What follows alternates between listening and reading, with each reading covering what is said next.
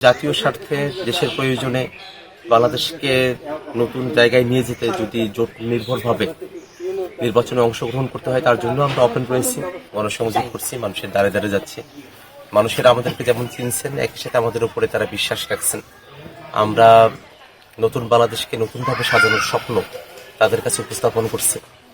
এই বাংলাদেশের রাষ্ট্রীয় যে প্রতিষ্ঠানগুলো আছে, যেখান থেকে জনগণের সেবা পাওয়ার কথা, কিন্তু সেগুলো থেকে মানুষেরা সর্বদাই সেবা বঞ্চিত হয়ে এসেছেন।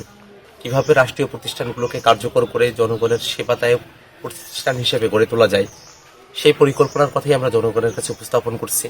জাতীয় নাগরিক পার্টি এনসিপির দেশ নিয়ে যে ভাবনা, সেই ভাবনাও মানুষের কাছে আমরা পরিষ্কারভাবে উপস্থাপন করেছি। আমরা ইলেকশন পরিচালনার জন্য একটা টিম গঠন করেছি, তারা সিবি আহ্বান করছেন এবং একই সাথে আমাদের আবেদনপত্র নমিনেশনের জন্য তারা বিতরণ করছেন।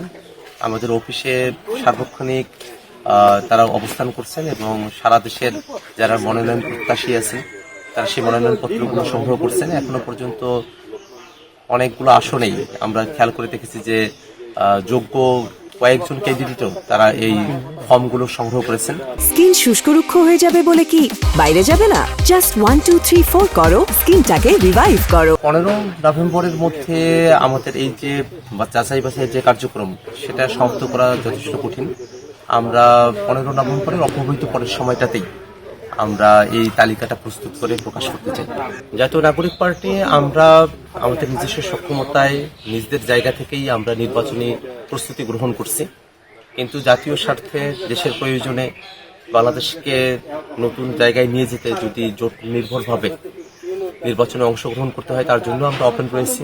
বিভিন্ন রাজনৈতিক দলের সঙ্গে নানা বিষয় নিয়ে আমাদের কথাবার্তা চলছে। এখনো পর্যন্ত আমরা সুনির্দিষ্ট কোনো সিদ্ধান্তে পৌঁছাইনি, কিন্তু আমাদের প্রস্তুতির জায়গাটা আমরা আমাদের জায়গায় কোনো কমতি রাখি নেই।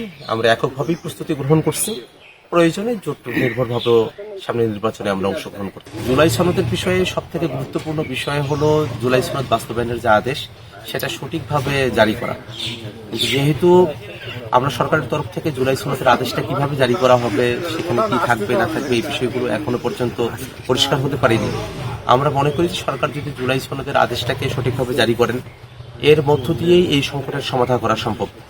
যদি জুলাই সনদ আদেশ সঠিকভাবে জারি হয়, তার মধ্য দিয়েই গণভোটের প্রশ্ন নির্ধারিত হবে এবং সামনের যে গণভোট, সেটা নির্বাচনের দিনই হোক বা তার আগেই সম্পূর্ণ হোক, সেই বিষয়টা খুব বড় ধরনের একটা প্রভাব তৈরি করবে না যদি জুলাই সনদ আদেশ সঠিকভাবে হয়। আর যদি জুলাই সনদ আদেশ সঠিকভাবে না হয়, সেক্ষেত্রে গণভোটও আমাদের এই জুলাই সনদের বিষয়টাকে টেকসই করতে পারবে না, সুনিশ্চিতভাবে পরিপূর্ণ বাস্তবায়ন নিশ্চিত করতে পারবে না। তো আমরা মনে করি যে সরকার যেন অতি দ্রুত সময়ের মধ্যে তারা সময় দিয়েছিলেন, সে সময়ও শেষ হয়ে গিয়েছে, তারা যেন জুলাই সনদ বাস্তবায়নের যে আদেশ সেটা জারি করেন এবং জনগণের পক্ষেই যারা অবস্থান গ্রহণ করেন। আমরা কাউনিয়া পীরগাছার প্রত্যন্ত অঞ্চলগুলোতে যাচ্ছি, বাজার অঞ্চল, চরাঞ্চল এবং একেবারে প্রত্যন্ত গ্রামের মানুষের কাছে আমরা যাওয়ার চেষ্টা করছি এবং আমরা অভাবনীয় সাড়া পাচ্ছি।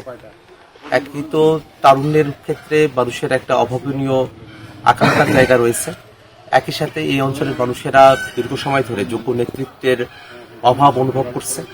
সেই জায়গাটাতে তারা একজন পরিপূরক হিসেবে আমাদেরকে গ্রহণ করছেন।